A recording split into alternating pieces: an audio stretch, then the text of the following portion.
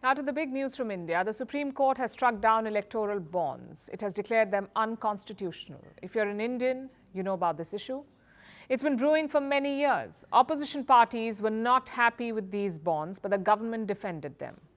They said this was a step in the right direction. So today, the top court settled the matter.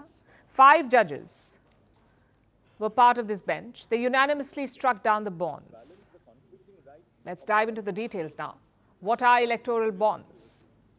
What was the opposition to it? Why did the court strike it down, and what happens next? First, let's understand what these bonds are. What are electoral bonds? The idea was introduced in the 2017 budget. The government said political funding was not transparent, a lot of black money was getting in, so the bonds were introduced. And here's how it worked. Suppose you wanted to donate to a political party, you could go to branches of the SBI, the State Bank of India. It has many branches across the country. You could go to any one of them. The bank would sell you these bonds. They came in many denominations. 1,000 rupees, 10,000 rupees, 1 lakh rupees, all the way up to 1 crore rupees. You could buy as many bonds as you wanted. Your name and details did not appear on it. Basically, the donation was anonymous. Companies could also buy electoral bonds. Again, same principle, completely anonymous donations. Once you bought it, the amount was deposited in the party's account. It had to be encashed in 15 days. If not, the money went to a relief fund. That's how the bonds worked. And how much money did they raise? Since 2018, almost 16,000 crore rupees, which is around $1.9 billion. That's how much money they raised. Out of this, the ruling BJP got 60% of the money. The main opposition Congress party got 10%. Now to the second question. Why didn't opposition parties like it? A, there was no limit to donations. So companies could give as much money as they wanted, and many parties did not like that idea. And B, they pointed to problems with the SBI. You see, the SBI is a state-run bank.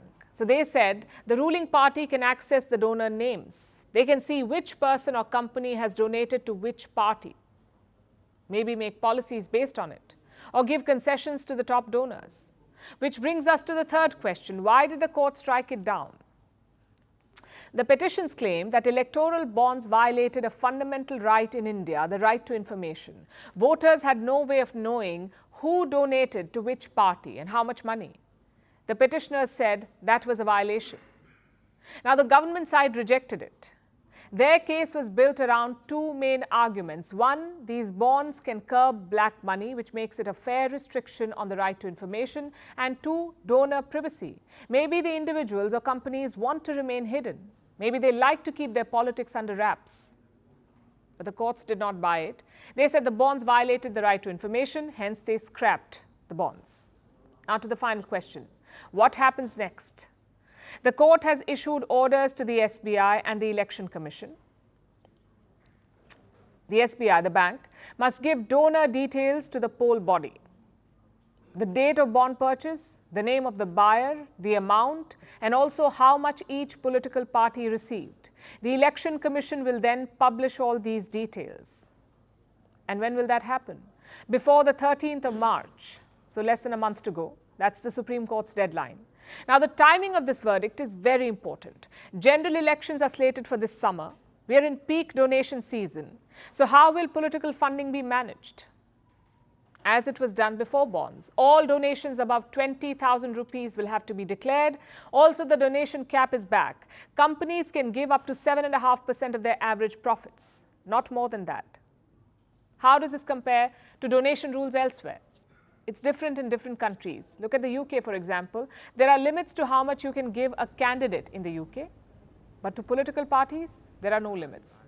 What's more, they don't have to be declared. In the US, it's similar.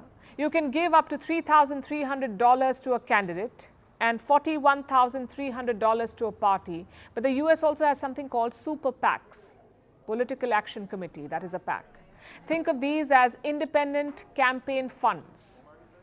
You can donate as much as you want to these super PACs, and they in turn will spend on campaigns, not directly but indirectly. For example, attack ads against rival candidates. They will fund those. In Germany, it's a lot stricter. You can only give money to parties and not to candidates. Anything above $12,000 must be disclosed.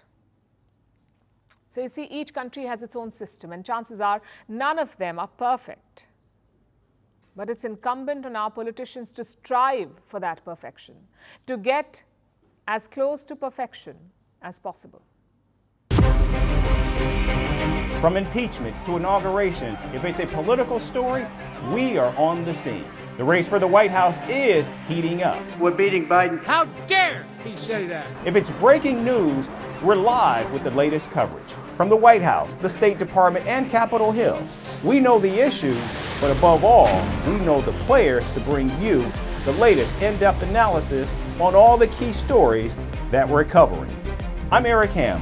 Join me from Washington here on First Post America.